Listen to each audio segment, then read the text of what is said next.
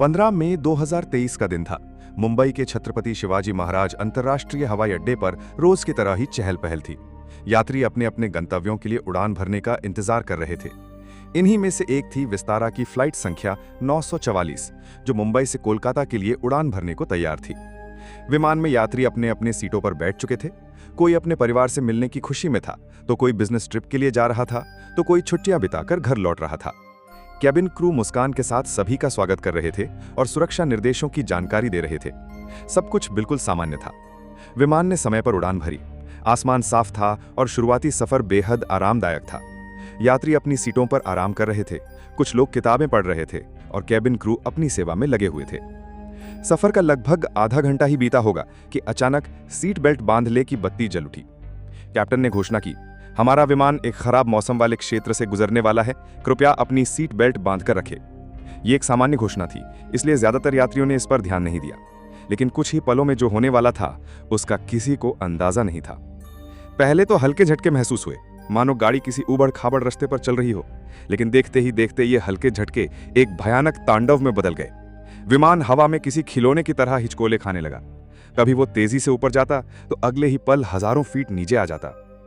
Cabin के अंदर का मंजर दिल दहला देने वाला था। यात्रियों की चीखें, बच्चों के रोने की आवाज और ओवरहेड कंपार्टमेंट से सामान के गिरने की धमक से पूरा विमान गूंज उठा।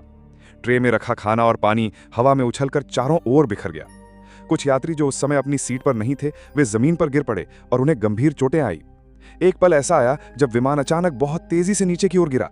यात्रियों को लगा जैसे उनके शरीर में कोई वजन ही नहीं है। उस एक पल के लिए सबकी सांसें थम गई। कई लोगों ने आंखें बंद कर ली और भगवान को याद करने लगे। उन्हें लगा कि शायद ये उनकी जिंदगी का आखिरी सफर है।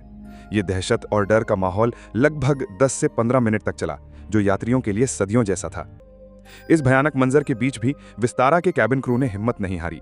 वे अपनी सीटों से बंधे हुए भी लोगों को शांत करने की कोशिश कर रहे थे, उन्हें दिलासा दे रहे थे। पायलट पूरी कुशलता और हिम्मत के साथ विमान को उस तूफानी चक्रव्यूह से बाहर निकालने की जद्दोजहद कर रहे थे। और फिर अचानक सब कुछ शांत हो गया। विमान स्थिर हो गया था, झटके बंद हो चुके थे। कुछ देर तक कैबिन में एक अजीब सी खामोशी छाई रही, जिसे केवल सिसकियों की आवाज तोड़ रही थी।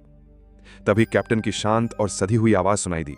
उन्होंने बताया, हम एक गंभीर एयर टर्बुलेंस से गुजरे हैं, अब स्थिति नियंत्रण में है और हम कोलकाता में सुरक्षित लैंड करेंगे। यह सुनते ही लोगों में जान आई। केबिन क्रू तुरंत हरकत में आए। जिन यात्रियों को चोटें आई थीं, उन्हें फर्स्ट एड दिया गया। उन्होंने गिरे हुए सामान को उठाया और डरे सहमे यात्रियों को पानी पिलाकर शांत किया।